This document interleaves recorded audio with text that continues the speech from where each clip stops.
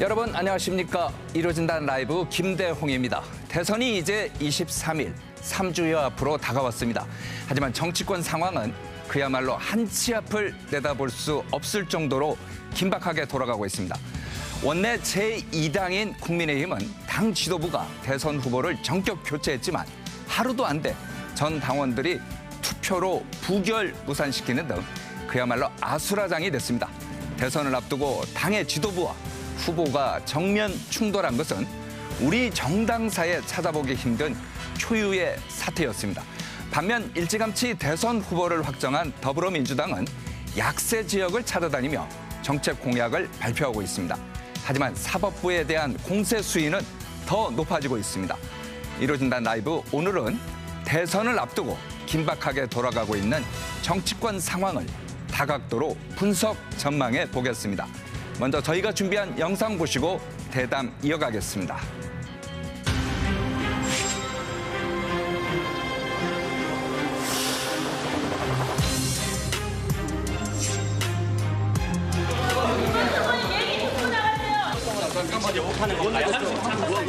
김문수 후보는 당원들의 신의를 헌신짝같이 내팽개쳤습니다. 읍참마속의 심정으로 뼈아픈 결단을 내릴 수밖에 없었습니다.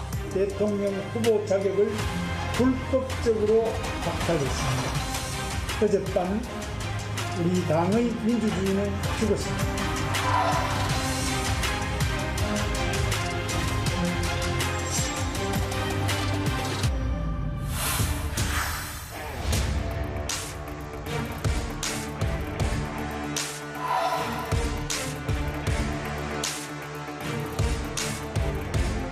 가장 중요한 일은 결국은 민생을 살리는 일이고 민생을 살리는 일의 핵심은 바로 경제를 살리는 일입니다.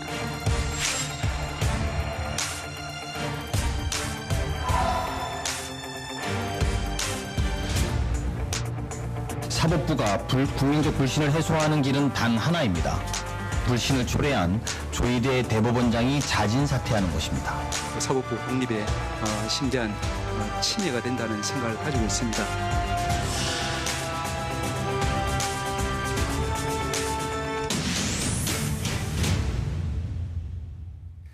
네, 흔히들 우리나라를 다이나믹 코리아라고들 합니다만 지난 한 주는 정말 10분이 멀다 하고 새로운 뉴스가 쏟아졌습니다. 저희가 생방송을 진행하고 있는 지금 이 순간에도 긴박하게 돌아가고 있는 정치권 상황은 변함이 없는 것 같습니다. 그래서 오늘은 정치권의 속사정을 가장 잘 알고 있는 분들을 모셨습니다. 먼저 더불어민주당 선대위 정무 이실장을 맡고 있죠. 박성준 의원 나오셨습니다. 네, 안녕하세요. 안녕하세요. 반갑습니다. 네, 국민의힘에서는 비상대책위원이시죠. 최영도 의원 나오셨습니다. 안녕하세요. 안녕하십니까. 끝으로 여론조사 전문가입니다. 윤희웅 오피니언스 대표 나오셨습니다. 반갑습니다. 네. 자, 세 분도 같이 인사 좀 나누시죠. 네, 안녕하십니까. 네.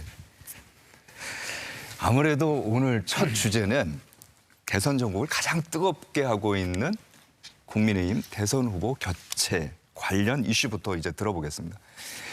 어젯밤에 또 바뀌었어요. 자고 나면 바뀐다 이런 얘기를 하는데 최 의원께서는 지금 당 비대위원이신데 지금의 상황 어떻게 보십니까?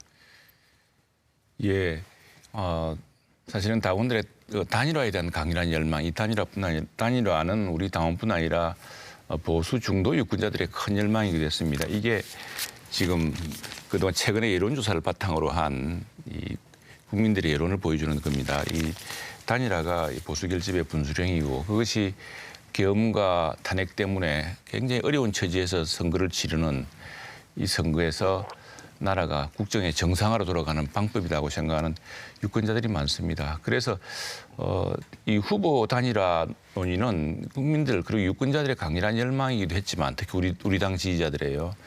또 지난 경선 기간 중에 우리 후보들의 또 제1공약이기도 했습니다. 특히 김문수 후보가 내가 을지문덕, 그러니까 김문수의 문, 한덕수의 덕 해서 을지문덕을 만들겠다. 이 나라를 구한 영웅 아니겠습니까? 국민들이나 유권자들이 생각할 때는 그래 한 사람보다는 두 사람의 지혜가 경험과 경륜이 합치진다면은 나라가 훨씬 더 안정되지 않겠나 희구가 뜬 것이고요. 그것 때문에 사실은 우리 비상대책위원회나 당은 좀 심각한 어떤 시험에 좀 빠졌습니다. 이게 정상적으로 지금 진행해서 선출된 후보가 있는데 또 후보가 경선 당시에 약속했던 단일화 약속, 이 단일화 약속에 대한 당원들의 여러 같은 또 이런 주문이 또 컸고요.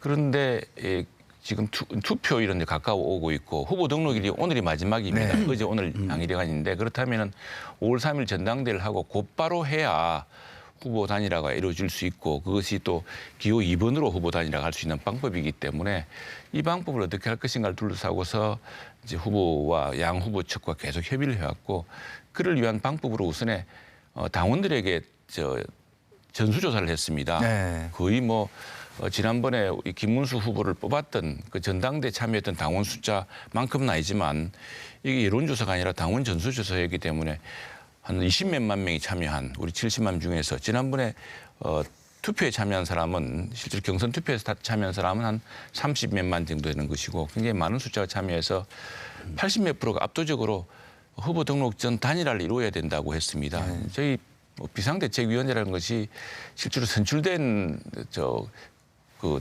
최고위 기구가 아니기 때문에 당원들의 열의가 무엇인가를 반영해서 그걸 이루기 위한 방법으로 후보 단일화의 방법에 대해서 계속 양 후보 측에 종용을 하는 과정이었고요.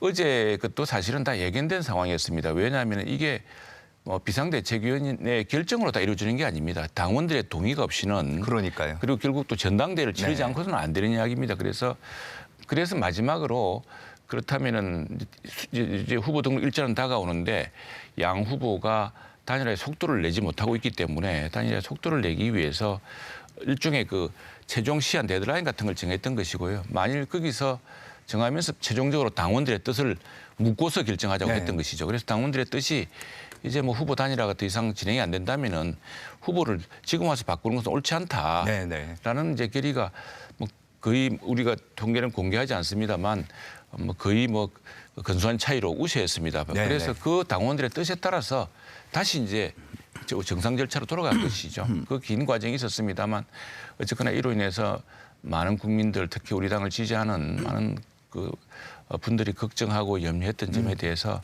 좀 면목이 없습니다. 그래서 비대위는 저는 사퇴하게 되고 어제 비대위원장은 사퇴를 했습니다. 알겠습니다. 민주당 입장에서는 어떻게 봐요? 남의 집 얘기라서 얘기하기 좀 그렇습니다만은. 한국 정당사의 이제 초유의 사건이죠. 경선 과정을 통해서 그것도 한 3라운드를 거쳐서 공당의 후보를 뽑았는데 그것을 후보 교체를 했다라고 하는 것 자체가 정당 민주주 역사에서 역행하는 일이다라고 볼 수가 있고 이거는 그럼 왜 일어났느냐 이렇게 보면 되는 건데 지난 12월 3일 날 윤석열의 내란의 밤이 있었잖아요. 한밤중에 내란이 일어난 거고 이번은 어제 아침 새벽이죠. 새벽에 지도부가 내란을 다시 한번 국민의힘 안에서의 내란을 꿈꿨다 이렇게 보고 이것은 실패한 쿠데타다 이렇게 규정을 지을 수가 있을 것 같고요. 그러면 국민의힘은 이런 어떤 역행과 쉽게 얘기하면 한국 정당사에서 있을 수 없는 일들을 왜 저질렀는가.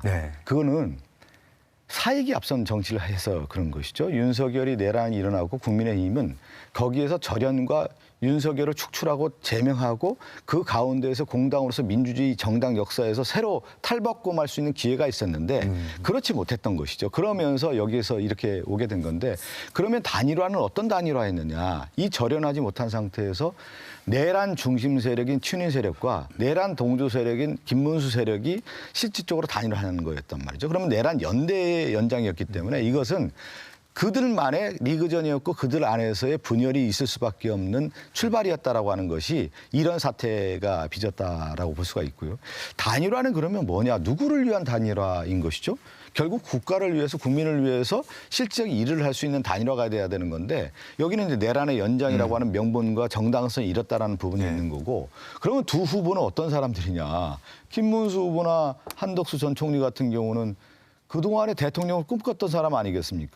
꿈을 꿔보지 않은 사람이란 말이죠. 한덕수 총리가 그동안에 그 관료 역할을 하다가 내란 중심 세력에서 옹립이 돼서 다시 한번 대통령을 꿈꿨던 사람이고 김문수 후보 같은 경우는 내란 동조 세력으로서 내란에 적극적으로 가담하지는 않았지만 이 내란 세력과 함께하는 연대의 모습을 가지면서 그동안에 내란 세력에게 인정받았기 때문에 후보가 될 수 있었던 그런 사람이었기 때문에 결국 이들의 단일화라고 하는 것은 가장 궁극적인 것은 내란의 연장이라고 할 수밖에 없기 때문에 네. 국민들에 다가갈 수 없었던 것이고 그렇기 때문에 감동이 없는 것이죠. 감동이 없다. 이 단일화는 국민들에게 하나로 모을 수 있는 그 힘을 만들어내는 감동이 있어야 되는 건데 그 감동이 아니라 퇴행적 단일화였기 때문에 실패할 수밖에 없었고 그들은 실질적으로 대한민국 역사를 퇴행시키는 장본인들이 됐다 이렇게 보시면 알겠습니다. 최 의원님 네네. 나오신 김에요. 아마 네. 시청자분들께서도 사실 궁금한 게 민주당 입장보다는 사실 국민의힘이 네. 그 속사정을 이제 듣고 싶어 할 것 같은데 당원들이요. 그래도 근소한 차로 이제 그 뒤집어졌다고는 합니다만은 당원들이 지도부 결정을 따르지 않고 지도부를 부결시킨 사실상 무산시킨 거죠. 그 이유가 뭐 같아요? 아니, 지도부가 그렇게 결정한 것이 아니고요. 저도 그날 비상대책위원회에 있었는데 사실은 그 문제는 그 많은 우리 당원들이 지적하지만 선출되지 않은 그리고 저는 기본적으로 우리 최고위원회라든가 이런 체제가 당의 결정을 좌우하는 것은 잘못됐다고 생각합니다. 저는 당대표 체제를 없애야 된다고 생각하는 사람이고요. 그것은 김진표 전 국회의장도 같은 생각이십니다. 그래서 이건 오로지 당원들의 의견을 수렴해야 되는 것이고 그 당원들의 의견으로 하여금 이제 9일까지 후보 등록, 10일 날 후보 등록을 해야 되는데 그게 9일 새벽, 9일 새벽 아니었습니까? 시간이 촉박하니까 후보 단일화 계속 노력을 했습니다. 어제 이건 사실은 후보 단일화의 어떤 압박하기 위한 그 당원들이 강력하게 후보 단일화를 원하니까 네. 후보 단일화 압박하기 위한 과정이었고요.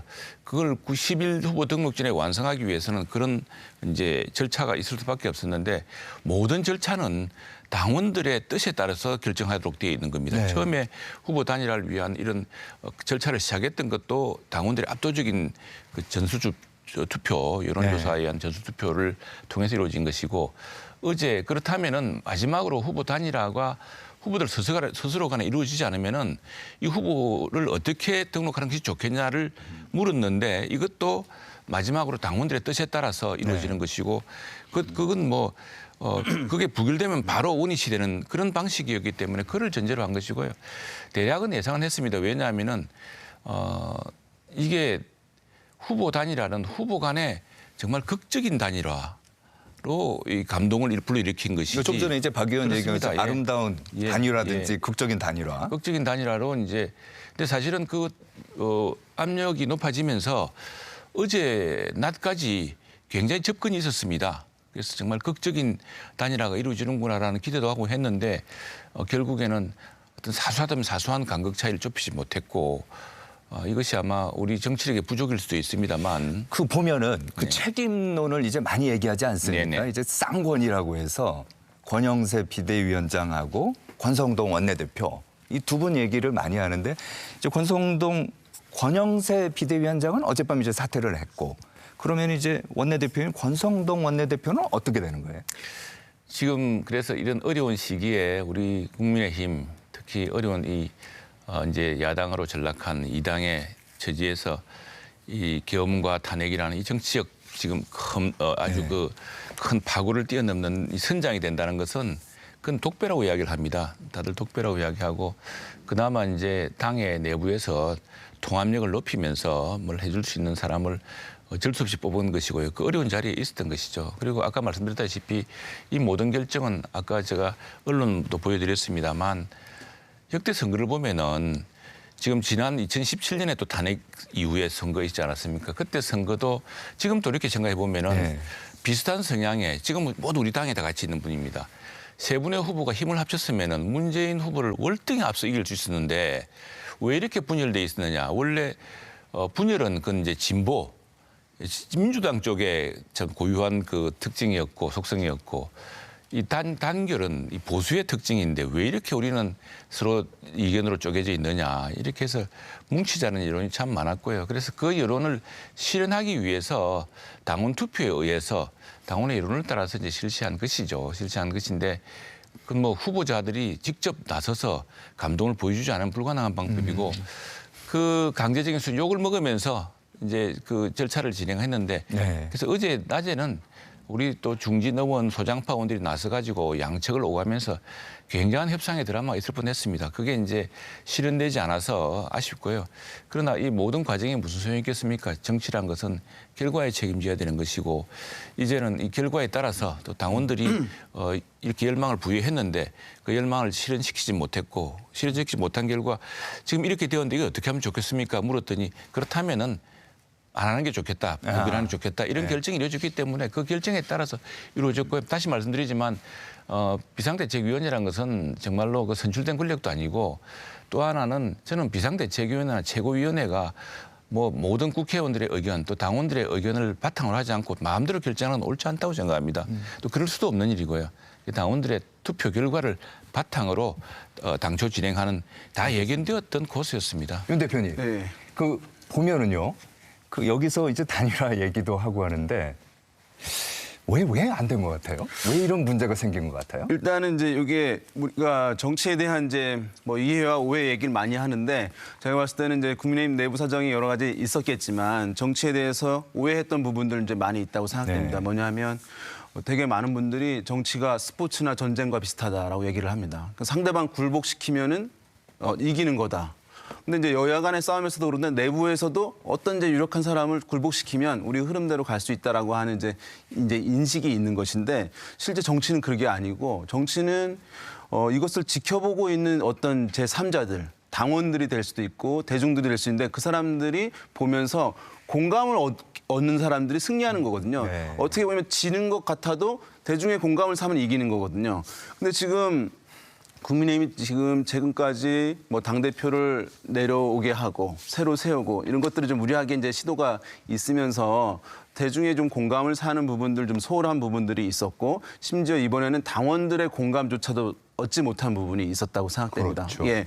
그래서 당원들이 어쨌든 그런 행태들에 대해서 이제 심판을 내리고 어쨌든 이제 문제 제기를 강하게 한 것이다라고 좀 이번에 설명을 할 수 있을 것 같고 단일화는 조건이 있는 것이거든요. 단일화 조건 크게 이제 세 가지 얘기하자면 혼자서는 안 된다. 합치면 이길 수도 있다. 네. 그리고 최종 후보는 내가 될 수도 있다. 이것이 작동되어야 단일화 협상이라는 것이 이루어지는데 지금 김문수, 한덕수 두 분의 단일화 논의에서는 네. 첫 번째, 혼자서는 안 되겠다. 이것은 충족되지만 두 번째, 세 번째, 합치면 이길 수도 있을까? 아니면 내가 최종 후보가 될 수도 있지 않을까라고 하는 것들이 성립이 안 된 거예요. 김문수 후보 쪽 입장에서 봤을 때는 내가 후보가 될 수 없을 것 같다. 이대로 한다면.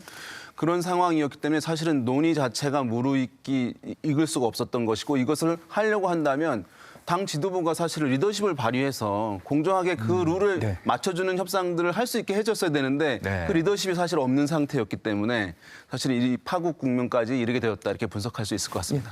그 역대 단일화를 좀 살펴보면 예. 제가 앞서 얘기한 것처럼 감동이 있었던 거잖아요. 그 DJP 연합이라고 예. 하는 것은 결국 이제 정권 교체라는 이제 감동이 있었던 거고 2002년 노무현 정몽준 마지막 단일화는 실패를 했지만 그 둘만의 어떤 단일화라고 하는 것은 새로운 시대 교체라고 하는 것, 정치 교체라고 하는 부분에 있어서의 단일화라고 하는 감동이 있었던 거고요. 네. 또 하나 이제 지난 대선에서 윤석열, 안철수 소규모의 어떤 단일화라고 하지만 결국은 그래도 보수 세력의 어떤 정권 교체라고 하는 부분에 열망이 있었기 때문에 그 단일화가 성공했다고 볼 수가 있는 건데 그러면 단일화할 때 이 조건을 우리 윤희용 대표가 얘기했지만 가장 단순한 건 뭐냐면 누가 하느냐예요. 누가 하느냐. 근데 이번에 국민의힘의 단일화는 김문수, 한덕수는 빠지고 네. 쌍권이 간 거예요. 권성동, 권영세가 자신들의 시나리오를 쓰고 각본을 써서 김문수 올라오면 단일화하는 데서 한덕수를 옹립해서 이 김문수 제쳐놓자라고 하는 것이 시나리오를 썼기 때문에 인위적 개입에 의한 단일화였기 때문에 실패했다라는 것이죠. 그러니까 뭐냐면 단일화라고 하는 것은 결국은 국민들의 마음을 사오면서 네. 업그레이드 되면서 빌드업이라고 하는 게 있지 않습니까? 국민들 마음도 사고 당원들도 마음 사고 컨벤션 이러면서 효과라고도 그런 하지 것들이 않습니까? 이루어져야 되는 건데 뭐냐면 여기에서는 권영세, 공성동이 인위적으로 자기들이 작동하고 있구나 개입하고 있다라고 하는 부분에 있어서 당원들도 아마 국민의힘 당원들도 용납을 못했던 것이죠. 그렇기 때문에 저는 왜 이 지도부가 저는 권영세, 권성동 국민의힘 지도부가 이런 악수를 뒀을까라고 볼 때 결국은 뭐냐면 윤석열과 절연하지 못했던 것이 가장 큰 결정적인 패배 요인이었고 그것은 뭐로 이어지냐면 윤석열이 이후에 이 국민의힘의 당권을 누가 가져가느냐에 대한 부분에 사익이 앞섰기 때문에 한덕수라고 하는 허수아비 후보를 만들어서 앞으로도 계속 당권을 유지하겠다라고 하는 그러한 속내가 다 드러난 거 아니겠습니까? 그러다 보니까 김문수 후보도 받아들일 수 없었던 거고 당원들도 여기 이렇게 해서는 안 된다라고 하는 엄연한 심판을 한 거거든요. 그러면 아까 뭐 권영세 비대위원장 사퇴했습니까? 네네. 권성동 원내대표 같은 경우도 어떻게 이 자리에 있을 수가 있겠어요? 그 당을 완전히 망가뜨리는 사람들 아니겠습니까? 네, 제가 국민의힘 당을 제가 좀 뭐 이렇게 얘기하는 게 아니라 이러한 시스템을 만들어냈고 이렇게까지 만들어내는 그 책임에 대해서는 어떻게 벗어날 수 있겠습니까? 참 우리 민주당의 프레임은 정말 이제는 새롭지도 않고 냉장고 파먹듯이. 아, 이게 프레임이에요? 이게 민주당의 프레임이에요. 프레임. 그리고 또 하나 좀 내란 이야기 그만하십시오. 계엄은 다 국민들이 힘으로 또 국회가 용감하게 같이 움직여서 해소하지 않았습니까? 더 이상 내란과 계엄이라는 그런 것으로 해서 정치를 이제 발전시켜야죠. 다수당이고 네. 또 지금 여론 지지도 앞서고 있는데 그 우선에 몇 가지 오해가 있는데 참 그게 곤혹스러운 대목입니다. 아까 독배를 든 두 사람이라고 했습니다. 누군가는 해야 되는 사람인데 그건 더 당원들의 주인을 거쳐서 우리 된 것이고요. 네. 된 것인데 이제 뭐 비하지만은 사실은 당대표 욕심 때문에 그런다. 제가 아까 당대표 이런 거 없애야 된다고 생각을 했는데 제가 우리 당의 이제 비상대책위원으로 들어간 이유는 우리 당을 한번 바꿔봐야겠다. 정강 정책이라든가 당헌 당규를 바꿔야겠다. 예. 제가 바꾸고 싶은 제 1조가 뭐냐면 당대표 체제입니다. 이 김진표 전 국회의장도 이야기를 하셨는데 그냥 사람들이 다 알고 있지 않습니까? 우리 당은 네. 당대표 뽑고 당대표 끌어내린다고 지난 3년 반 허송 세월에서 뽑아놓고. 예, 국민들을 실망시켰습니다. 예. 그리고 당대표 그리고 반면에 민주당의 경우는 당대표 한 사람이 국회를 다 장악하고 정당을 장악하는 무소불위의 제왕적 정당 체제를 만들어 놓았습니다. 그래서 이건 참 우리 정치의 계엄보다 더 중요한 만악의 근원이다. 사실은 이번에 정강정책 당헌당규 개정안 때 조금 더 시간이 있었다면은 이 부분을 발표하려고 그랬습니다. 그랬기 때문에 그게 무슨 지금 그리고 어떻게 이 어려운 국민에서 이걸 가지고 전당대회를 해서 이분들이 당대표가 되겠습니까? 이건 모함이고요.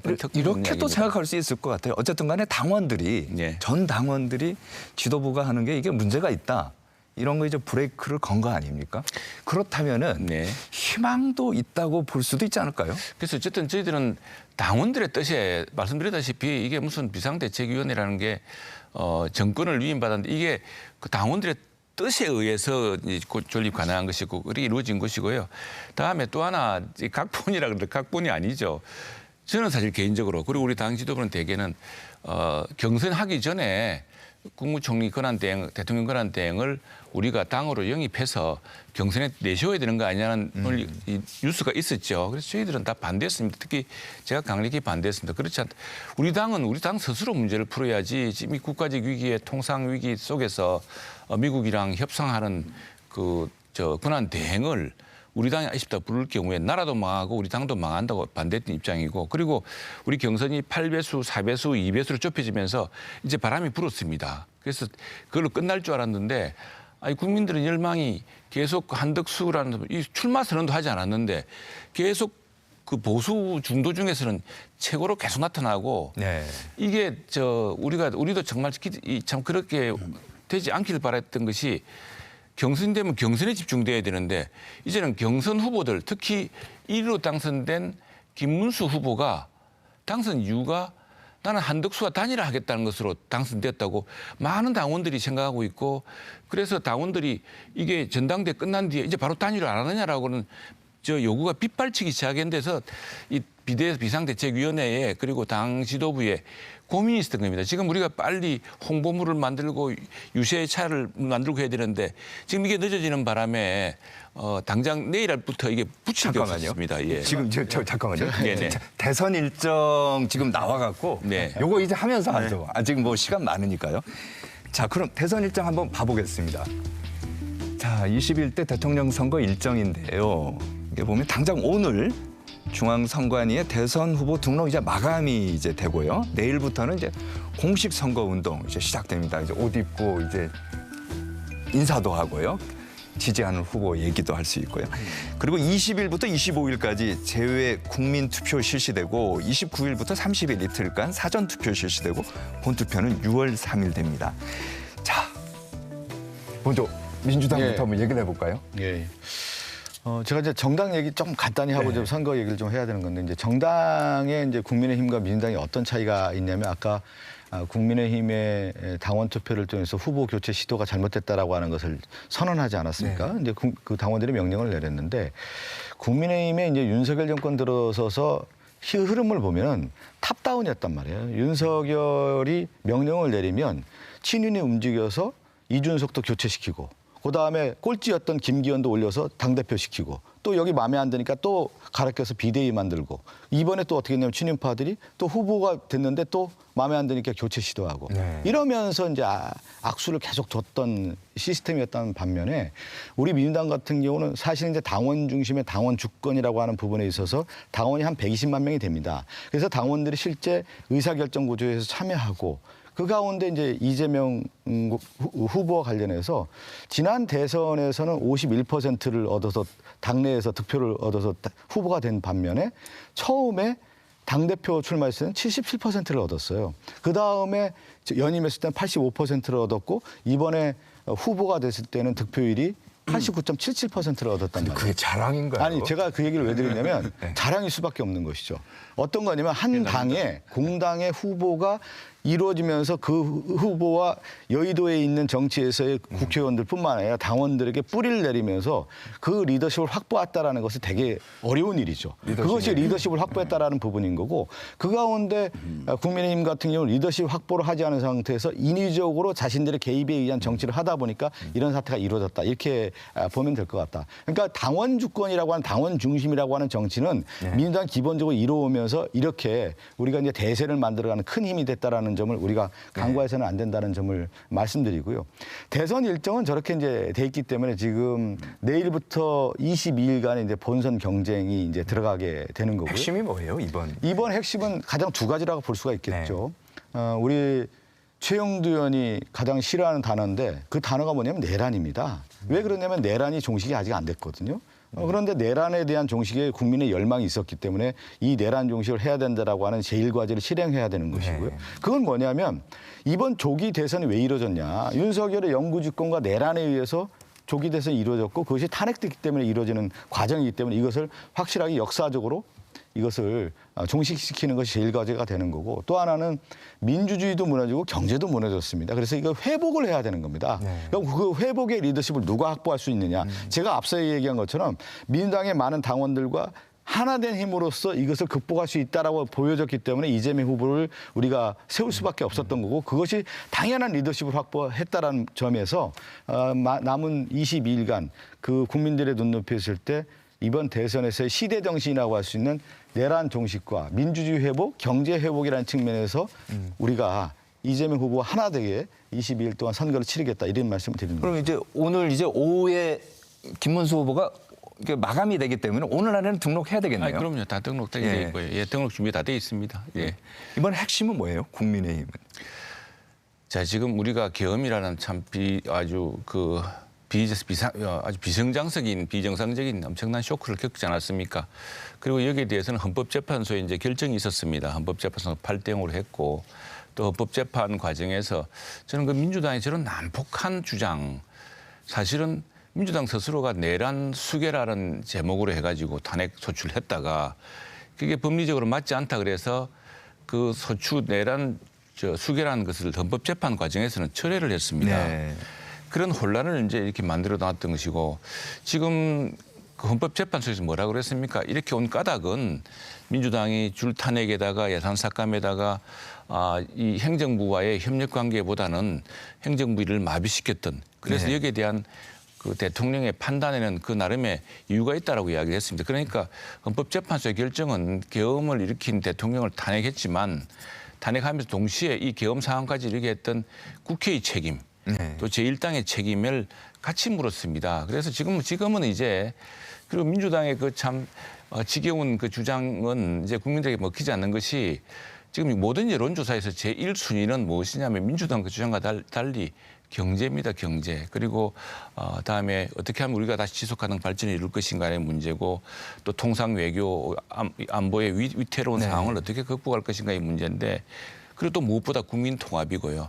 그런데 민주당의 모든 주장은 아니, 국민이 절반 이상이 지금 보수가 단합해서 지금 저런 위험한 독주를 멈추게 해라. 자칫하면 상권 분립도 다 무너질지 모르겠다라는 그런 주장을 하고 있는데 지금 민주당 주장에 따르면 그렇게 걱정하고 염려하는 사람은 전부 내란 세력입니다. 이렇게 국민을 분열시키고 위태롭게 해서 과연 어떤 나라를 만들려고 하는지 정말 걱정이 크기 때문에 저는 이번 그 경제를 다시 살리고 다시 무엇보다도 우리가 광복올해 80주년이지 않습니까? 글로벌 중추국가의 반열에 이제 오르고 있는 그런 과정인데 통상 외교의 거대한 그 파고에 직면해 있습니다. 이걸 슬기롭게 초당파적인 노력으로 함께 극복해달라는 국민적 명령을 누가 할 것이냐. 네. 예, 그걸 결정하는 중요한 선거고 저희가 이번 경선 과정 이후에 단일화 과정에서 보였던 미숙함에 대한 실망이 아주 큽니다. 이걸 이제 뼈저리게 반성하고 우리 당부터 내부적으로 그 쇄신해 나가면서 국민들의 그 요청에 또 시대적 요구에 부응할 수 있도록 최선을 다해서 그 김문수 이제 대선 후보죠. 이제 국민의힘 네네. 대선 후보인데 아침에 이제 제가 여기 방송하기 전에 네네. 이렇게 기사를 네. 검색해 봤더니 네, 빅텐트를 아직도 얘기를 하시는 것 같아요. 네, 그렇습니다. 빅텐트라면 어디 들어오겠다는 얘기예요? 지금 당초에 이제 우리가 했던 것은 그 이제 한덕수 이제 총리 전 권한대행이 들어왔기 때문에 이제 그 한덕수 권한 대행을 또 지지하는 여론이 있지 않습니까? 지금 단순 이제 다자 구도로 보면 한덕수 권한 대행의 지지가 높았던 건 또 사실이거든요. 네. 바로 그것 때문에 이제 한덕수 권한 대행과 단일화를 요구하는 당원들의 요구가 컸던 것인데 한덕수 권한 대행을 크게 이제 다시 포용하는 것도 과제라는 생각입니다. 네. 그런데 지금 이렇게 이 단일화 과정에서 다시 번복되고 하면서 이렇게 되었는데 저는 오히려 우리 김문수 후보가 한덕수 권한 대행을 바랬던 국민들과 당원들의 마음을 끌어안기 위해서라도 저는 만날 거라 생각합니다. 그리고 이미 남아달라고 요청을 했고요. 저는 국민들이 바라는 게 이런 모습 아닐까요? 근데 국내 정치에서는 민주주의와 또 노동의 인권을 돌봤고 또 소신을 보였던 김문수 그리고 경기도지사를 통해서 경기도를 반도체 세계 중심으로 만들고 GTX를 만들었던 그런 행정적 능력과 함께 또 한편으로는 한덕수 같이 외교 통상에서 정말 능숙하게 세계 정상들과 만나고 할 수 있는 그 두 능력이 이 새로운 정부에서는 결합됐으면 좋겠다는 바람이거든요. 그래서 당장 저는 한덕수 후보에게 앞으로 대통령 전용기는 한덕수 총리가 타고 우리나라를 사실상 통상 외교 안보 대통령으로 우리나라를 국익을 지켜달라고 하면서 그 단일화 하고요. 그러고 나면은 이제 또 지금 여러 이낙연 대표가 출마하지 않겠다고 했습니다만 이낙연 대표나 또 역시 그 우리 당 출신이기도 한 이준석 대표와 그 어떤 식의 연합의 문제가 남아있고 그걸 푸는 것이야말로 이제 어떤 보수 중도의 결집에 알겠습니다. 예, 자, 이번에 방향이 되겠죠. 그러면 이제 민주당으로 한번 집중적으로 가보겠습니다. 이제 국민의힘이 이제 단일화 이슈로 혼란을 겪고 있는 사이에 민주당에서는요. 이재명 후보는 이제 민생, 좀 전에 말씀하신 거 경제 살리겠다. 이거에 이제 초점을 두고 있는데 먼저 이재명 대표의 발언 직접 들어보시겠습니다. 빨간색이면 어떻고 파란색이면 어떻고 왼쪽이면 어떻고 오른쪽이면 어떻습니까? 국민을 위해서 일 잘할 사람을 뽑아야 되고 오로지 국민을 위해서 충직하게 능력 있는 사람이 다시 선출되게 해야 그 사람들이 국민을 위해서 열심히 일할 것 아닙니까? 저 경제 부분에 대해서는 뭐 저도 충분히 이해를 하는데 오늘 이 프로그램 보시는 시청자분들께서 궁금해하시는 게 이거예요. 민주당의 행보가 조금 이상한 게 사법부에 대한 왜 이렇게 압박을 주느냐 이런 거거든요. 사법부의 압박이 아니고요. 네. 지금 이제 민주주의 어떤 붕괴라고 하는 부분, 이제 윤석열의 내란 이후에 사법부가 이제 정치 개입을 하는 것이죠. 우리가 입법, 사법, 행정이라고 하는 것은 삼권 분립에 의해서 이제 독립이라고 하는 건데 그 독립을 왜 줬냐면 정치적 중립이라는 거예요. 사법부는 정치적 중립이라고 하는 것은 결국은 정치에 휘말리지 않고 국민을 바라보고 법과 양심에 의해서 이제 재판하라라고 하는 그런 의미인데 이번에 이재명 후보의 공직선거법과 관련된 부분에 있어서 파기환송을 할 때 속도전을 냈잖아요. 이례적인 속도전을 내리고 대법원이 그것도 소부에서 심리를 해야 되는데 소부의 심리도 안 하고 전원 합의체에 의해서 9일 만에 그것도 신속하게 재판을 했다라고 하는 것은 결국 사법부가 정치 개입했다고 볼 수밖에 없는 거고요. 또 하나는 정치의 사법화, 결국 이제 법관에 의한 통치가 이루어진 부분에 대해서는 정치적 중립성을 훼손했다라고 하는 부분이 있기 때문에 여기에 대해서 그럼 어떤 결정을 그렇게 했는지에 대해서 살펴보는 것이 당연한 거 아니겠습니까? 사법부가 본연의 기능을 대법원이 본연의 기능을 상실했다고 보는 거기 때문에 민주당 입장에서는 그 어떤 결정이 일어났고 그 왜 그런 일들이 이루어졌는지에 대해서 당연히 좀 밝혀야 되는 거 아니겠습니까? 그런 면에서 말씀을 드리는 것이지 사법부가 어떤 예를 들어서 이제 압박이라고 하는 부분에 있어서는 어떤 행위가 잘못됐는 데에 대해서 문제 제기를 하는 것이 아니라 어떤 문제도 없는데 압박을 해서 정치적 행위를 하고 있다라고 하는 의도에 대한 질문이기 때문에 그건 질문이 성립될 수 없는 문제고요. 이미 행위에 대한 부분에 대해서는 잘못된 부분이 있기 때문에 거기에 대해서 민주당 입장에서는 당연히 문제 제기를 하는 것이죠. 아마도 이제 민주당 입장에서는 고심도 있을 것 같아요. 왜냐하면 이재명 후보가 중도 이미지를 어쨌든 최근에 이제 구축을 했고 효과를 상당히 얻은 것이거든요. 근데 사법부에 대한 이제 공세가 어쨌든 굉장히 강하게 나타나게 되면 이제 어렵게 힘들게 쌓아온 중도 이미지가 좀 훼손될 수도 있지 않을까라고 하는 이제 전략적 고민도 좀 있을 거라고 보여요. 왜냐하면 대선에서는 투표율이 이제 80% 가까이 정도 되는 것이니까 사실 중도층이 대거서 투표장에 가는 것이고 중도층이 이제 결정을 이제 하는 것이거든요. 그런데 이게 이제 최근에 보게 되면 괜찮을 것 같다라고 하는 판단을 이제 내렸을 가능성도 있어 보여요. 왜냐하면 지난번 대법원에서 이제 파기환송 이제 하게 되면서 역풍이 좀 있을 수도 있는 부분들. 그러니까 무슨 얘기냐 하면 보수층이 좀 결집하고 중도층도 영향을 받지 않을까라고 하는 이제 내부 우려가 있었을 텐데 실제로 여론에 미치는 영향이 거의 없었거든요. 그러니까 다시 사법 리스크가 부활되는 것처럼 보인다 하더라도 실제 유권자들이 이에 대해서 영향을 받지 않는구나라고 하는 판단이 이제 그때 있었을 것으로 보이거든요. 그러니까 좀 더 그렇다고 한다면 좀 문제 제기할 수 있는 것들은 대선 국면이지만 사법부에 대해서도 문제 제기할 수 있는 것들은 좀 하고 가도 괜찮겠다라고 하는 좀 판단을 좀 내부적으로 하지 않았을까라는 생각도 좀 하게 됩니다. 이게 지금 상당히 걱정스러운 대목은 이 선거법 재판이었습니다. 선거법 재판이 아니라 지금 이재명 후보에 관련된 모든 재판과 수사가 지연되고 있습니다. 그리고 선거법 재판은 지난 대통령 선거 때 이루어진 것이고 지금 다른 수사 재판은 윤석열 전 정부 때 시작된 수사나 재판이 아니고요. 전부 이전에 문재인 정부 때 시작된 수사 재판이었습니다. 그게 일제 늦어지고 있습니다. 우리 재판의 문제는 우리 법조의 동서고금의 최고의 금과 억조는 지체된 정의, 즉 지연된 정의는 정의가 아니다. 그 정의란 것은 제때 실현돼야 정의가 구현되는 것이지 정의는 법조문에만 있고 그게 실현되지 않다면 그때 돼 이제 유권 무죄, 유전 무죄라는 사법부에 대한 불신이 일어납니다. 그리고 민주주의라는 것은 기본적으로 어떤 법치, 법의 지배, 법에 누구나 예외 없이 만인에게 똑같이 평등한 원칙이어야 되는데 어떤 사람의 선거재판에서는 633이라는 그 원칙이 있습니다. 왜냐하면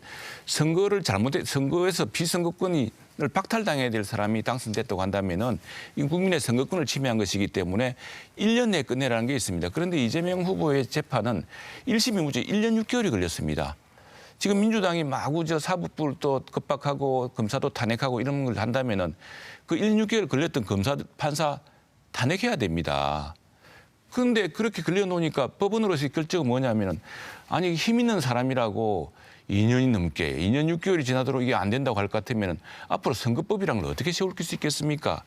그래서 저는 대법원의 결정은 매우 정당했다 생각하고 만일 대법원이 이 지금 3심을 그걸 빨리 할 수 있거든요. 법률 다 심사 다 끝나 있었기 때문에. 그리고 전원 합의체란 것은 1심과 2심의 판결이 엇갈린 사안, 특히 선거법의 원칙이나 법치의 기본이 될 만한 중요한 사안에 대해서 대법원 전체가 합의하는 것이고 대법관 12명 중에 10명이 유죄 취지로 파기환송했다는 것 자체로 의미가 있는 겁니다. 그런데 여기에 대해서 갑자기 지난 1심, 2심 때 재판을 지연시키고 재판을 하지 않았던 그 일들은 하나도 이야기하지 않은 채 3심 때 39일 만에 이루어졌다고 그것이 속전속결이고 그것이 정치의 침해라고 하는 것은 기본적으로 법의 지배 원칙을 스스로 무너뜨리는 것이고요. 과거에 우리 이재명 대표도 이렇게 말씀하셔서 후보됐습니다. 법률 해석은 범죄자가 아니라 판검사가 하는 겁니다. 나쁜 짓 하면 혼나고 죄지은 그러면 벌 받는 게 당연한데 정치 보복이라 그러고 사법의 정치 침해라 그러고 재직구도 책임 안 지르는 얕은 수법은 이제 안 통합니다라고 이야기했습니다. 누구에게나 공평한 법치주의, 상권 분립 이것이야말로 건강한 민주주의를 만드는 지름길 아니겠습니까? 지금 뭐 최영두 의원님께서 여러 얘기를 하는데 지난 대선 과정에서 우리 앵커님하고 제가 이렇게 얘기를 해요. 질문을 해요. 잘 모른다. 얘기를 가지고 실제 그거를 검찰에서 기획수사해서 타겟팅해서 정치보복한 거 아니겠습니까? 그것도 대선 승리자도 아니고 패배한 자예요. 그런데 그 대선 과정에서 윤석열은 얼마나 많은 거짓말을 했습니까? 장모 최은순 손해봤다고 했는데 수많은 이익을 받고요. 김건희 어떻게 됐습니까? 주가 조작해서 손해봤다고 했는데 수십억의 또 이익을 봤단 말이에요. 그 거짓말에 대해서는 검찰에서 기획 수사를 제대로 하지 않았다라는 부분을 어떻게 설명하겠습니까?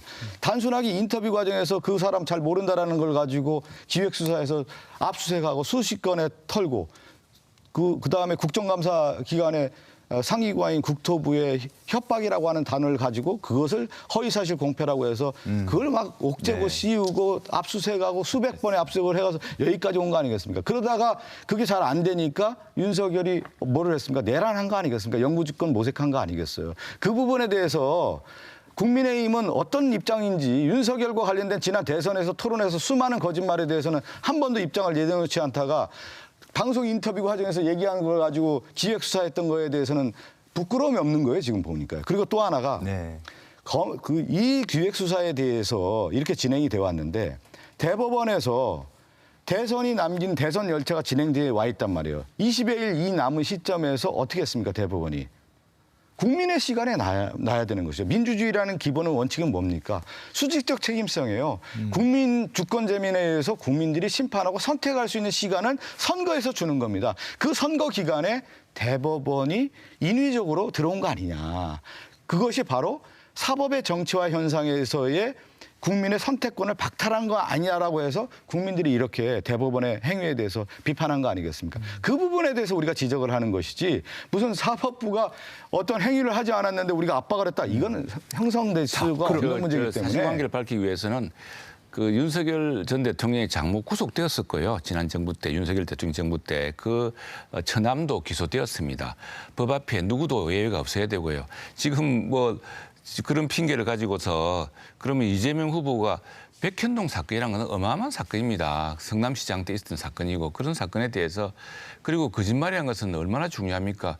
우리가 매일 일요일마다 기도하고 합니다만 거짓말하지 말라는 것이 참 모든 일의 기본인데 그 거짓말에 대한 판단의 문제를 대부분에 엄격히 세웠고 또 그 됐던 건데 그게 마치 아무렇지도 않고 정치적 보복이라고 이야기한다면은 그럼 세상에 앞으로 정치판에서 선거판에서 아무 말이나 해도 처벌받지 않는다고 한다면은 온갖 허위 공약, 온갖 허위 주장을 다 할 텐데 그렇게 해서는 민주주의가 제대로 설 수가 있겠습니까? 그거는 최 의원님 그 말씀 좀 조심해야 되는 게 어떤 사람이 그 자신의 정치적인 행위에 대해서 생각과 입장을 낼 수가 있는 것이죠. 근데 그 문구 하나를 가지고 기획을 하고 검찰이 기획수사에서 그걸 들어온 거 아니겠습니까? 이 부분에 대한 것은 어떻게 설명하겠습니까?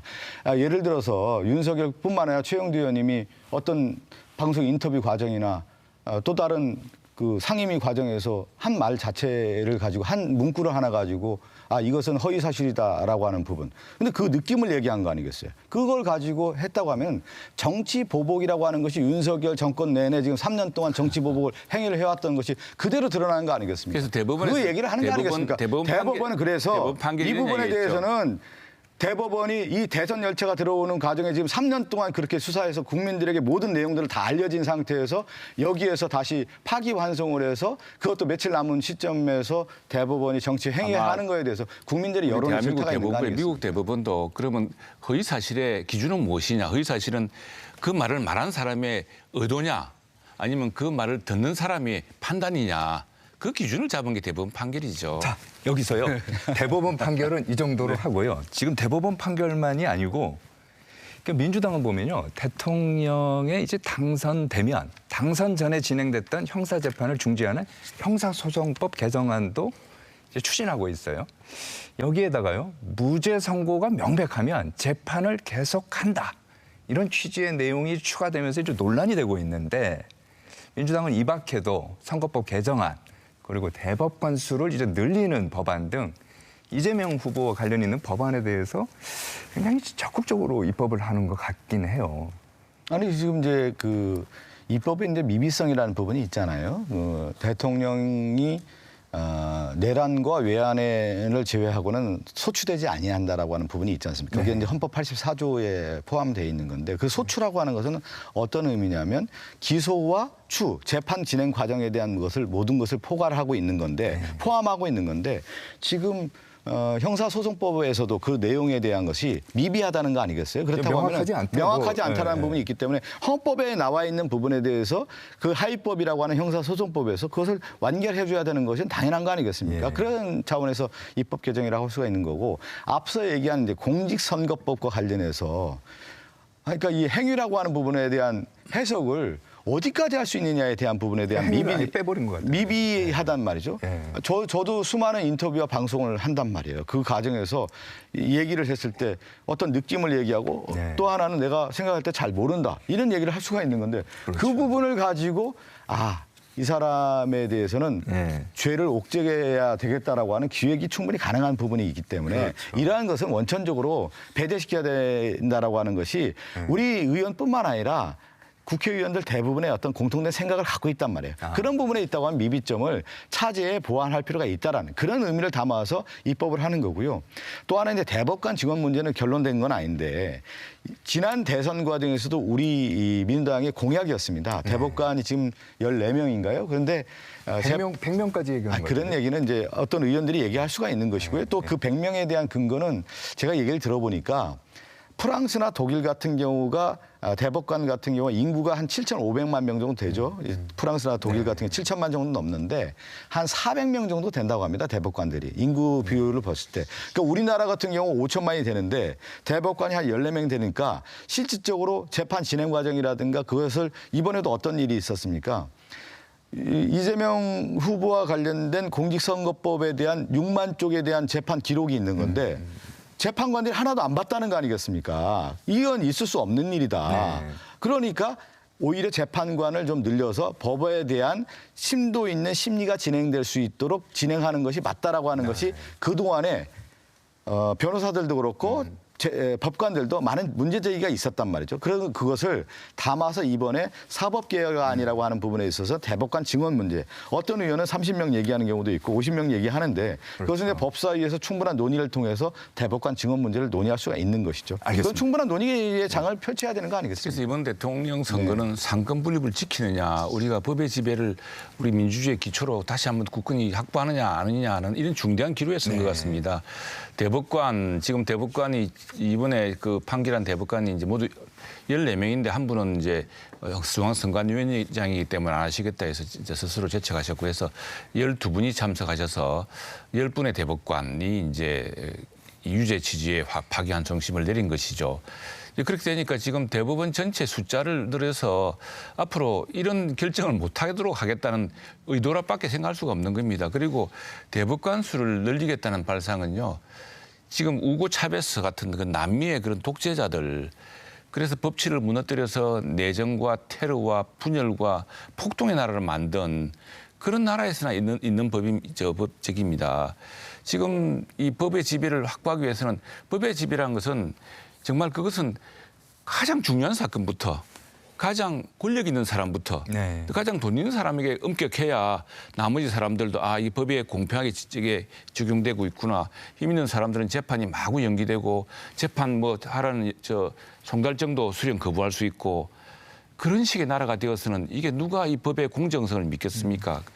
그래서 사실은 지금 부자 몸조심한다고 지금 이제 대통령 선거에 임박할수록 또 큰 지지를 가지고서 압도적인 다수당의 대통령 후보가 되었을수록 이런 문제들은 굉장히 조심해야 됩니다. 그런데 대통령이 되기도 전부터 지금 벌써 조희대 대법원장 사퇴를 공개 요구하고 대법원장을 청문회 불러내서 급박하겠다 그러고 그리고 또 탄핵 카드까지 만들고 민주당이 그야말로 사법부를 이제 국회 다수당이 이렇게 그리고 대통령이 대법원을 이렇게 흔들 수 있을 정도 되면은 그 나라 상권 분립은 끝나는 겁니다. 그래서 매우 조심해야 되고 그 부분에 대해서는 이 프랑스라든가 이런 거다른 사법 제도가 또 연방 대부분인 나라가 있고 미국같이 지방자치의 나라들은 주 대부분도 있기 때문에 그 시스템하고 지금 우리를 비교할 수가 알겠습니다. 자, 저희가요 또 오늘 이렇게 화끈하게 얘기를 하다 보니까 1시간이 지금 다 지나가고 있는데 마지막으로 두 분께서는 이제 각 당을 대표해서 오늘 이 자리에 나오셨기 때문에 말씀해 주시고 윤 대표님도 이제 말씀해 주시는데 각자 1분씩 제가 드리겠습니다. 먼저. 이번 이제 대선은 여러 이제 쟁점들이 있는 것이죠. 이제 국민들이 볼 때 대한민국이 10대 강국으로서 민주주의 어떤 기본도 만들고 표준도 만들어서 전 세계에게 곽강을 받는 나라가 대한민국이었습니다. 그런데 윤석열의 내란 이후에 대한민국의 경제도 실추하고 민주주의도 추락하고 있고 특히 대외 신인도도 많이 떨어진 상태입니다. 그래서 이제는 다시 한번 이번 대선에서 온 국민이 하나가 돼서 새로운 대한민국을 만들 수 있는 어떤 기틀을 마련해야 된다. 그 기틀을 마련하기 위해서는 결국은 저는 이제 시스템도 문제가 있지만 이 대통령 선거에서 선거의 어떤 책임성이라고 하는 부분에 있어서 누가 더 대한민국의 비전과 경제를 회복하고 민주주의를 회복하고 또 내란을 종식할 수 있는 사람이 누구냐에 대한 판단의 기준이 있다고 봅니다. 그 기준에 따라서 이번 대선 치르고요. 또 공정한 선거를 통해서 민주주의 확보하는 데서 민주당이 앞으로 나설 수 있도록 힘쓰겠습니다. 네, 윤 대표님. 예, 이제 이번 약간 이런 얘기긴 하지만 이번 선거 같은 경우 지금 워낙 이제 격차가 나고 있고 여러 가지 비정상적인 일들이 있어서 좀 유권자들이 투표장에 많이 나가지 않은 거 아니냐라고 하는 이제 인식이 좀 있을 수 있습니다. 그래서 투표율이 낮아지게 되면 최근에 대선들 같은 경우는 뭐 77% 이제 넘었기 때문에 상당히 높은 투표율에서 어쨌든 대통령에 대한 이제 정당성을 높게 부여를 한 것이거든요. 투표율 낮아지게 되면 계속 시달리게 됩니다. 그러면 이제 투표율 기준 득표율 수하게 되면 이분은 이제 30%밖에 국민의 지지를 얻은 게 아니다. 뭐 이런 이제 공격을 하게 되면서 나라가 더 혼란스러워지는 측면들이 있거든요. 네. 그래서 지금 남은 이제 기간 사전 투표하면 사실 20일도 남지 않았습니다. 그러니까 짧은 기간이지만 선거가 어쨌든 좀 더 정상적으로 각 정당의 이제 후보들도 좀 정상적으로 세워지고 경쟁이 이루어져서 유권자들이 어쨌든 축제처럼 투표에 적극적으로 참여해서 높은 투표율로 선거가 잘 마무리되기를 좀 기원하겠습니다. 네, 최 의원님. 예, 올해가 광복 80주년입니다. 돌이켜보면은 식민지 황무지에서 그리고 전쟁의 잿더미에서 보릿고개에서 정말 빛과 그림자가 있는 시절이었습니다. 그러나 우리 대한민국은 꾸준히 전진해 왔습니다. 산업하면 산업화, 정보하면 정보화, 또 민주화, 이제는 이제 AI로 세계 3대 강국이 되겠다고 하는데 이 중대한 시기, 이 대한민국을 지탱해왔던 가장 중요한 기둥은 법치였습니다. 법의 지배. 그런데 지금 이 법의 지배, 법의 원칙을 한 사람을 위해서 허물고 뒤바꾸려고 하는 시도가 있습니다. 이것을 막아내는 그리고 상권 분립을 막아내는 정말 헌법을 지키는 중요한 선거가 될 것 같습니다. 또 하나 우리나라는 무역 대국입니다. 무역으로 세계 3강국이 되었는데 이제 서방 선진 7개국 반열에 올랐습니다. 그런데 여기서 중국에 쎄쎄하고 다른 사람은 다른 소리하고 이렇게 해서 우리나라를 외교 안보의 대국으로 중립을 정말 세계에서 꼭 필요한 나라로 만들기가 힘듭니다. 국가를 다시 정상화시키고 상권 분립을 분명하게 확보하고 또 세계적으로 중추국가가 되기 위한 국제적 정치적 능력을 보여줄 수 있는 국정 정상화의 능력이 꼭 필요합니다. 그리고 포기하지 마시고 반드시 투표장에 나가셔야 합니다. 네, 오늘 말씀 고맙습니다. 네, 감사합니다. 요즘 우리 정치권을 보면요. 정치의 사법화, 사법의 정치화를 우려하는 목소리가 큽니다. 정치는 정치로 풀어야 하는데 정치는 마비되고 그 속에 법이 자꾸만 끼어들기 시작했습니다. 또 법적 분쟁은 법으로 풀어야 하는데 법 대신 정치적 계산이 들어간 것 아니냐는 의혹도 불거집니다. 대선을 앞둔 그야말로 정치의 계절이 돌아왔는데요. 이번 대선이 정치와 법을 포함해서 우리 사회의 모든 영역이 제자리를 찾아갈 수 있는 계기가 되길 진심으로 바랍니다. 이뤄진다는 라이브 오늘 순서 마칩니다. 저희는 다음 주에 뵙겠습니다. 시청해주신 여러분 고맙습니다.